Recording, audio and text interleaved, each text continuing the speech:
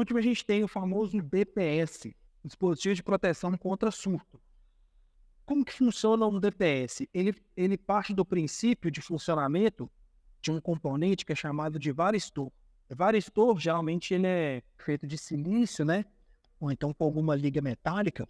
Ele é um resistor mesmo, por isso que o nome é varistor, né? Ele é um pequeno resistor que varia a sua resistência de acordo com a diferença de potencial aplicada, né? Então, se a diferença de potencial aplicada for muito alta, característica de um surto, ele reduz a sua resistência para quase zero, caracterizando um curto-circuito, né?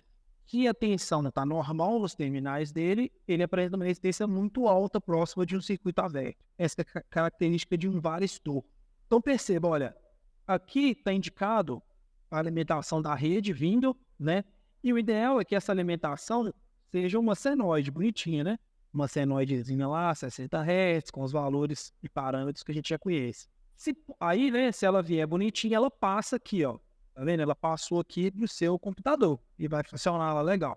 Porém, se acontece no meio do caminho um surto, e esse surto aqui, ó, isso aqui é o surto, tá? Isso pode ser acontecer por várias coisas. Chaveamento e acionamento de máquinas de grande porte, descargas atmosféricas, essas coisas aí fazem com que a nossa rede experimente surtos de tensão. Forno a arco e várias outras coisas aí. Então, quando acontecer esse surto, o nosso equipamento não pode sentir. Então, esse surto faz o quê? Faz a resistência do meu varistor cair para próximo de 0 ohm. Nesse momento, o surto vai encontrar um caminho fácil aqui, olha, na direção da seta, para ir para o terra, que é o nosso referencial 0 volt. E dessa forma, o meu equipamento aqui fica protegido. Por que que aqui foi mostrado no computador, né? Porque o dispositivo, o DPS, geralmente ele é usado para proteger cargas que são sensíveis. O computador, por exemplo, é um exemplo de carga sensível. Que pode ser que essa carga queime com algum surto que venha da rede. Então, qual que é a opção que a gente tem aqui? Ou a gente faz a proteção da instalação, ou seja, qualquer surto que chegar no meu quadro de distribuição, ele vai ser desviado para o terra, que vai proteger o meu circuito todo, ou então eu posso usar a proteção por tomada. Então você já compra um aparelhinho como se fosse aqueles E's, né? Que você liga ele na tomada do equipamento antes de ligar na tomada na parede. Aí ele meio que faz uma interface, né? Ele é um pouco mais barato, mas ele não protege a sua instalação.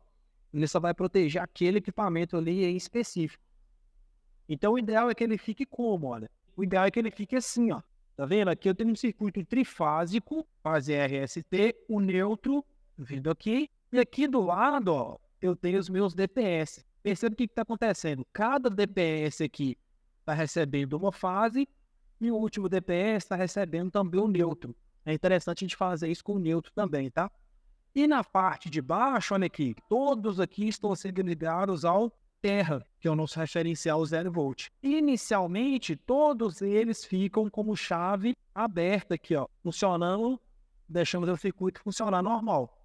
No instante que acontece um surto, ele é como se ele fosse uma chave fechada, porque a resistência dele reduz muito. Aí, nesse momento, ele faz uma espécie de desvio, né, da corrente de surto para ele e leva essa corrente desejada para o terra, não deixando que essa corrente, né, flua para o seu circuito e regasse tudo lá para dentro. Então, essa aqui é a função do DPS e a característica dele no quadro, né, a característica física dele no quadro fica assim.